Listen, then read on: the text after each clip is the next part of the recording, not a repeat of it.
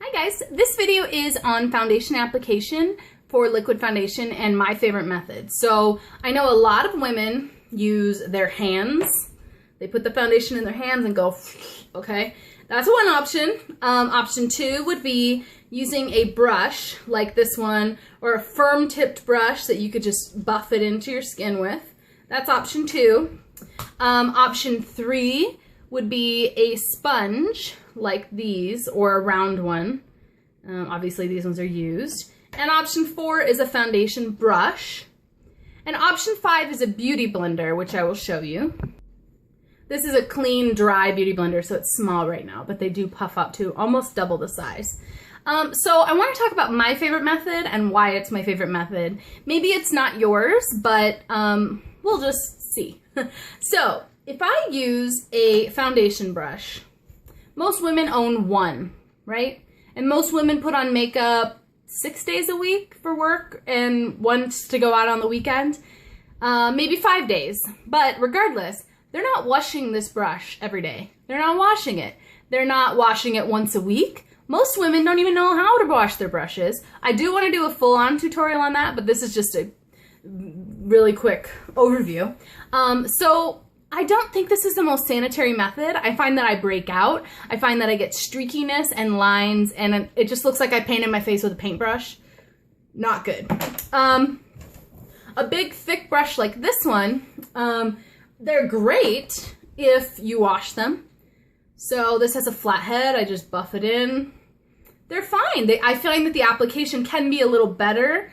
But I still feel like you can get the streakiness, and for the beginner, that's not the easiest method to apply it and to get the most flawless finish. So one other option, what was it? The sponges.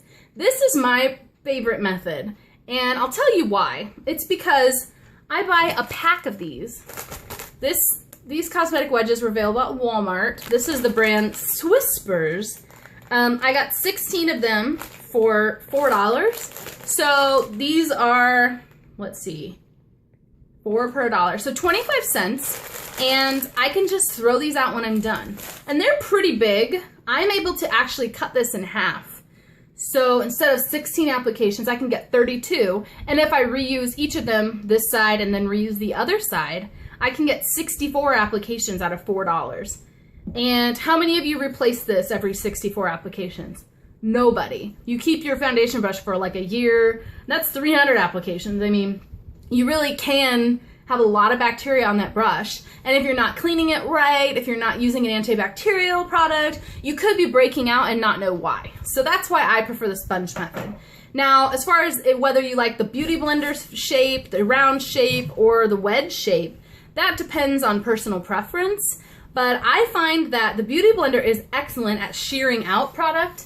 So if I have like a very thick product that I'm working with, and I need it to shear out, this is a great option. You wet the sponge, it soaks up some of that water, and then you shear it out. This is fantastic. But if you're already working with a sheer product, why would you want to add water to it? So can you use the beauty blender dry, just as I do these? Yes, but most people don't.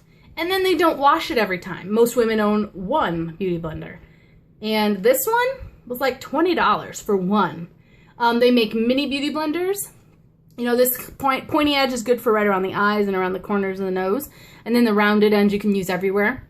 I mean, like I said, it gets bigger. But I just feel like this is a very expensive way to do it. You have to use a special cleaner. Well, they recommend using a special cleaner for these.